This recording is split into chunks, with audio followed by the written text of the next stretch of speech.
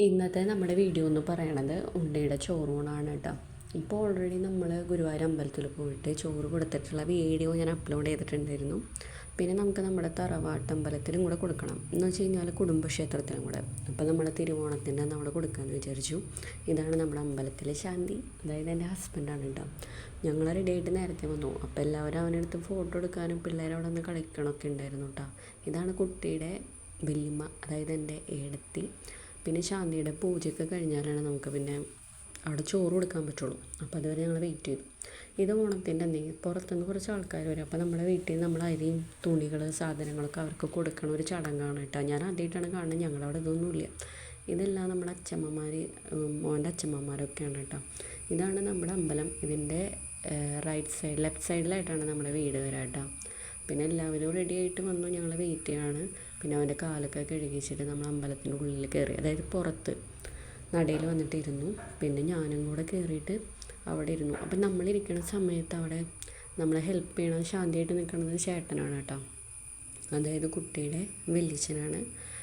പിന്നെ ഞങ്ങളവിടെ അവരെ തെളിനീര്, എന്താ അതിനെ പറയുക, തെളിനീര് തന്നു. അത് നമ്മുടെ തലയിലൊക്കെ ഒഴിച്ചിട്ട് പിന്നെ നമുക്കവിടെ തരണത് ചോറും അമ്പലത്തിലെ പായസം പിന്നെ പുളിയും ഉപ്പും കൂടിയാണ് കേട്ടോ. അപ്പോൾ ഇതിന് എല്ലാത്തിനും ഓരോ നൂലെടുത്തിട്ട് നമ്മളെ മിക്സ് ചെയ്തിട്ട് വേണം അവന് വായിലിച്ച് കൊടുക്കാൻ വേണ്ടിയിട്ട്. ഉപ്പും പുളിയും കൊടുക്കാമെന്ന് പറയും. അപ്പോൾ ചേട്ടനത് എടുത്തിട്ട് മിക്സ് ചെയ്തിട്ട് അവിടെ വെച്ചു. അപ്പോൾ എല്ലാവരും വരുമ്പോൾ അതിൽ നിന്ന് എടുത്ത് കൊടുക്കാമല്ലോ എന്ന് വിചാരിച്ചിട്ട്. അവനിഷ്ടമാണ് ഫുഡ് കഴിക്കാനൊക്കെ. ചില സമയത്ത് ഒരു മടിയുണ്ടെന്ന് മാത്രമേ ഉള്ളൂ. ഇതിപ്പോൾ ഇത് എന്താണെന്നറിയാനുള്ള ആകാംക്ഷയിൽ ആൾ ഭയങ്കര സഹകരണമായിരുന്നു. പൊതുവെ പരിപാടികൾക്കൊക്കെ ഭയങ്കരമായിട്ട് സഹകരിക്കും കുട്ടി. അങ്ങനെ അലമ്പൊന്നും ഉണ്ടാക്കില്ല കേട്ടോ. അപ്പോൾ ആദ്യം കൊടുക്കണത് ചേട്ടനാണ്. പിന്നെ അത് കഴിഞ്ഞിട്ട് ഞാൻ കൊടുത്തു കേട്ടോ.